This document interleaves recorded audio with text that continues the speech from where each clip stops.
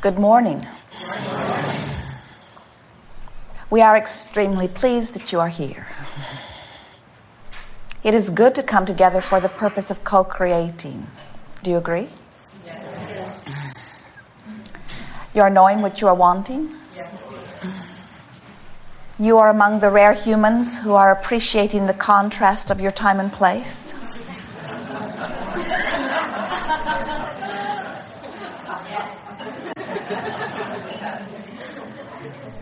Your lips say yes.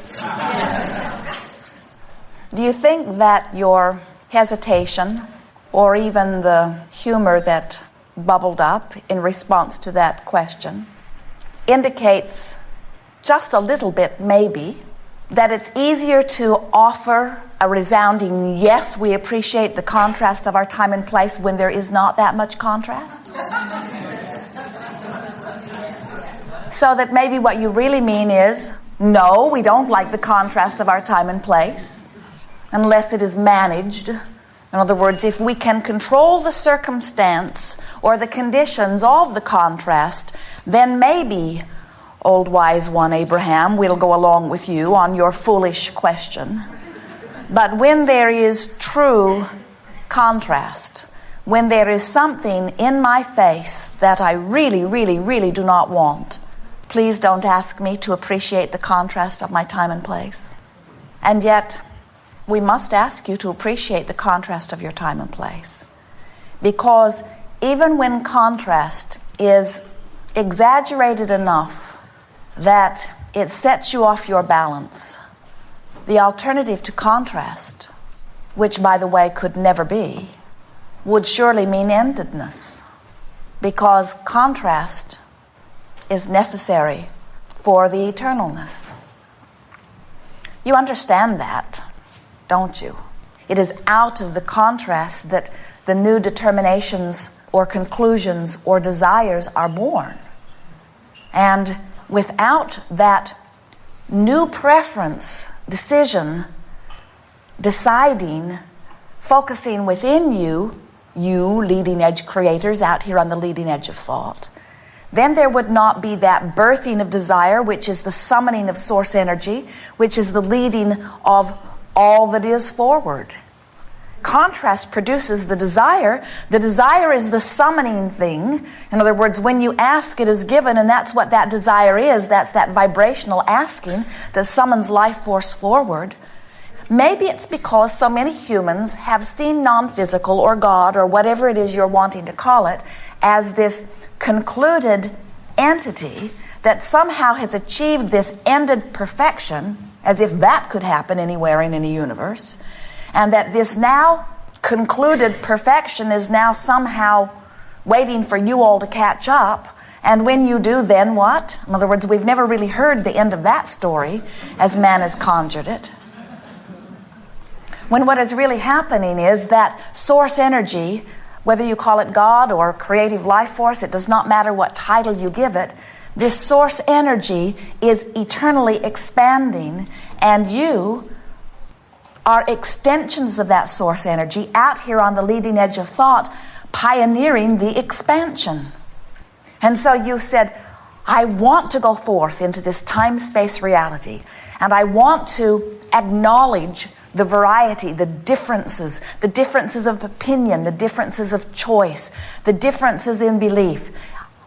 I applaud the difference. And from it, I will conclude my preference, and I will carve out for myself, through exposure to experience, preferences on a moment-to-moment basis. Cellular preferences, even full conscious human preferences will be born from me. And with each desire that emanates from me, you said this from your non-physical stance, you're still saying it from your non-physical stance. As these preferences emanate from me, the asking will occur. And you knew how wonderful that was because you knew something else. You knew that when any asking occurs, that there is immediate answering from source energy. So, as source energy is responding to your requests, anything that you desire from any place that you stand is answered. And so you knew there was no risk, there was no danger. You knew that you would never get it done, and you knew that you could not get it wrong. You knew that as the contrast provided the clarity of decision within you, and the question was asked whether it was on your lips or just emanating from you vibrationally, as the majority of them are, that source energy would immediately answer.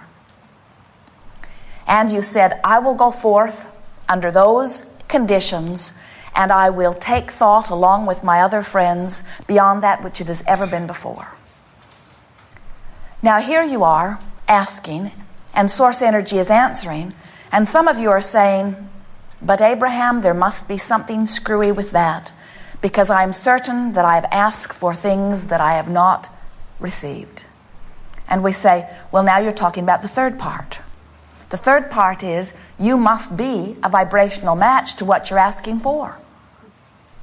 Which means you cannot wallow in the contrast that has produced the desire and be a vibrational match to the desire at the same time, because step 1 and step 3 are very different steps. Can you hear what we are getting at here? In other words, let's say that you are moving through your experience and you notice that you do not have the abundance in terms of dollars that you want or need. Things are breaking down around you. You're needing to replace several things in your experience. As you look around your environment, you are inspired to desires that you cannot financially fulfill. And the more you move through your experience, the stronger that desire becomes. Emotions that move through you, you would describe as discouragement, some fear, maybe a little anger, daily frustration. And we say natural emotions, when there's something that you really want that you're not focused upon. In other words, you're focused upon where you stand instead of where you want to be. So you say to your friends, I'm just so worried about money. And we say, in those natural responses to where you stand, you are hardly a vibrational match to what you're asking for. And unless you are a vibrational match to what you're asking for, the process of creation cannot be completed. It would be like turning on your radio because your friend tells you that there's something wonderful to hear on 98.6, and you say, my radio is stuck on 102. Make it come to me. And your friend would say, oh, it's just a minor adjustment on your dial, really. You can put it back on 102 later if you want to. Just move it over there for a little bit. And you say, no, I like it where it is. This is what I'm used to listening to. It's what my mother listened to. It's what her mother listened to. It's what everybody I know listens to. This is what we listen to. This is the thought that I choose to continue to think.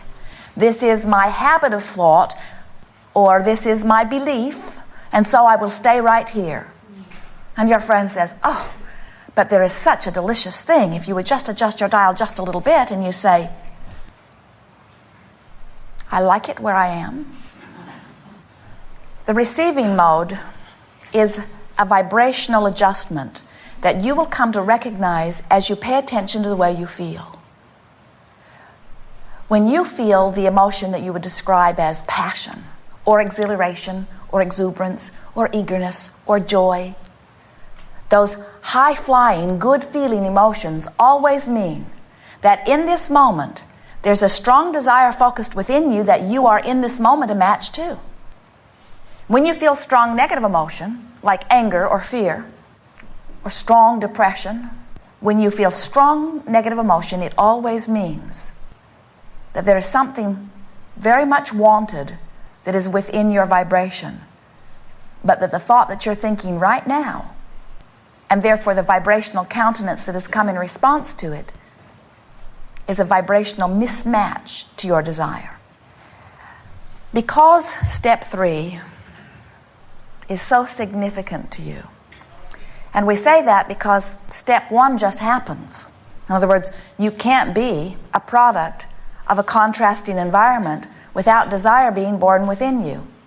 It is born within you. You knew it. You set that up even before you came forth into this body. You pre-paved that long before the essence of you took form in this physical flesh, blood, and bone.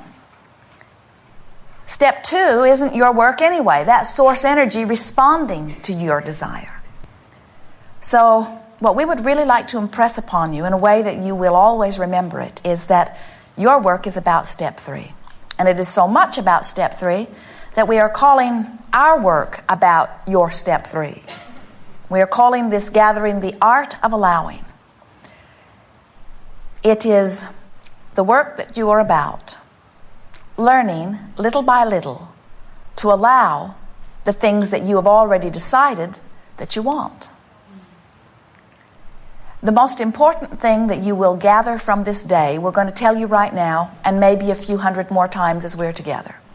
And that is that step 1 is step 1. Step 2 is step 2, and step 3 is step 3. Let's recap.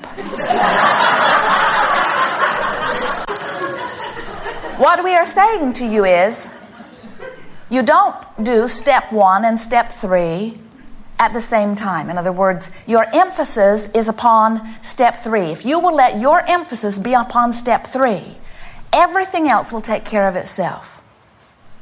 And the reason that that is so important to understand is because when you are in the midst of the contrast that is producing a supersonic desire within you, that desire is like a rocket that shoots out of you in a flash, because the contrast that has produced it is different from the desire that shoots out of you in the flash. So then your work is to bring yourself, every chance you get, into vibrational harmony with your desire. And that's what the art of allowing is really about. It's about feeling yourself through your mood or attitude and deliberately choosing thoughts and feeling them as you choose them until you feel your way into a good feeling place. We'll begin right here. Back row, if you'll stand. You'll be second. Right here, third.